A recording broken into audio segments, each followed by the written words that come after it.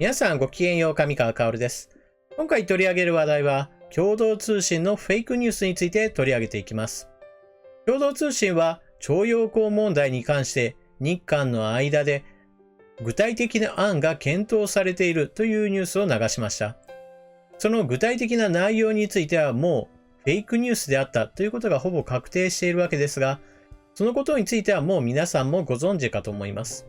ですからこの動画では簡単にそのことについて触れるとともに、このようなことがなぜ起きているのかといったところにだけ少しだけ触れていきましょう。それでは共同通信が流したフェイクニュースがどのようなものであったかお聞きください。共同通信より、日韓徴用工合意へ検討着手、経済協力基金の創設浮上。日韓両政府が元徴用工問題をめぐり、事態収拾に向けた合意案の検討に着手したことが28日分かった。複数の日韓関係筋が明らかにした。これまでの協議で、あちらの国の政府と企業が経済協力名目の基金を創設し、日本企業も参加するとした案が浮上。1965年の日韓請求権協定で賠償問題は解決済みだとする日本政府の立場を踏まえた考え方とみられる。元徴用工問題で安倍晋三首相は24日、来日したイ・ナギョン首相との会談で問題解決へ外交当局間の意思疎通を続けると伝えており、イ氏も日韓協議に前向き姿勢を示している。このように共同通信が伝えたわけですが、すぐにあちらの国の政府が否定しました。中央日報、日本対立解決策として経済発展基金設立案用意。事実無根。日本政府が韓日対立の解決策として経済発展基金を設ける案をあちらの国に提案したという日本メディアの報道が出てきた。共同通信は28日、複数の韓日関係消息筋の話として、日本政府が相手国の政府と企業が韓日対立打開に向け、経済協力名目の基金を創設し、日本企業が参加する案の草案をまとめたと報道した。共同通信の報道によると、この案は大法院の強制動員賠償判決を尊重するというあちらの国の政府の立場とは距離がある。外交部は共同通信の報道を否定した。外交部当局者は、該当報道は事実でない。これまで我が国と日本の当局間議論過程で一度も言及されたことがない案と話した。同当局者は、政府が司法の判断を尊重する中で、被害者と両国国民が受け入れられる合理的案を模索するのに開かれているという立場で、このような立場の下で日本の外交当局と疎通を持続していると明らかにした。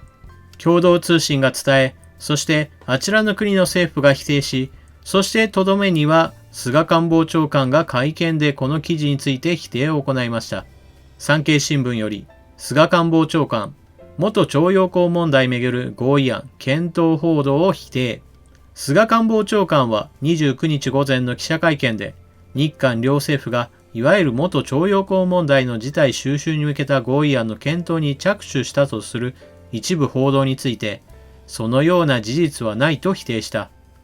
我が国の立場は一貫して申し上げているように、日韓請求権協定が今日の日韓関係の基盤であると思っているとも述べ、あちらの国の政府に問題解決に取り組むよう求める姿勢を改めて示した。まず第一に、日本政府の立場は一切変わっていません。このことは菅官房長官が否定したその会見の中でも述べられています。問題解決に当たるのはあちらの国の政府であって、日本が何かしなければならないといったようなことはありません。日本企業にお金を出すというような話についても論外としてこれまで否定してきた通りです。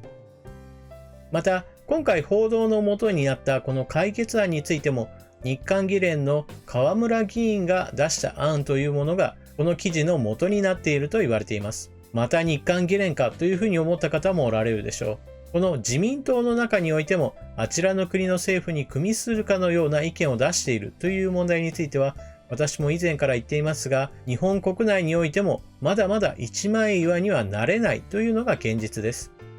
野党だけではなく自民党の中においてもあちらの国の政府にまるで協力しているかのような案を話している方というのはまだまだ他にもいます。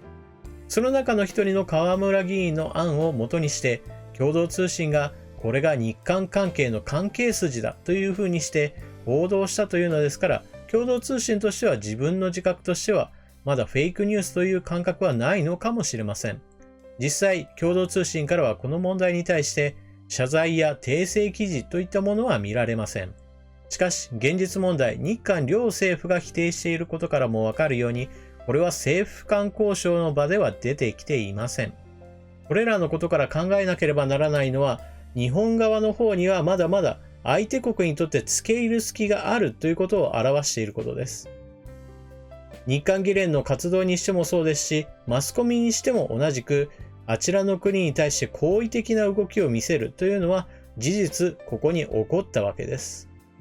先日お伝えした通り、日本国民の多くは日韓関係の改善において日本側が何かする必要はないと考えています。そもそも問題を悪化させているのはあちらの国が一方的に行っているものであり、日本国政府が何か妥協するなどということは論外です。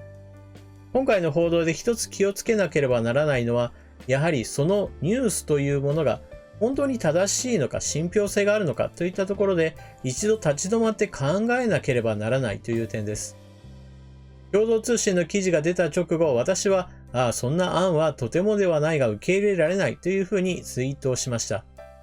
ただしその子には一文だけ加えておきました。この記事が本当かどうかわからないので、その記事の商法をもう一度後を追ってみなければならないというふうなことを書き込んでいます。しかし一方ではこうしたちょっと待てよという気持ちの全くない人たちも非常に多くいたのは事実です。共同通信の記事が出た途端にもう安倍政権は所詮こんなものだというような書き込みも非常に多く見られました。もちろんニュースというものはその全てが間違いではありません。しかしその中にたった一本重要な問題についてフェイクが混じっているだけでもそこには非常に多くの人たちが巻き込まれてしまいます。今回のように今までの流れと全く違うなという色の違う記事が出てきた時には、これ本当にそうかなというふうに疑う気持ちは持たなければならないでしょう。皆さんはこのニュースを聞いてどのような考えをお持ちでしょうか。ぜひともコメントを書き込んでいってください。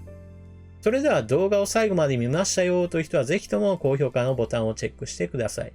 それを見て私もみんなこれだけ見てくれるんだというようなところをちょっと確認したいなと思っています。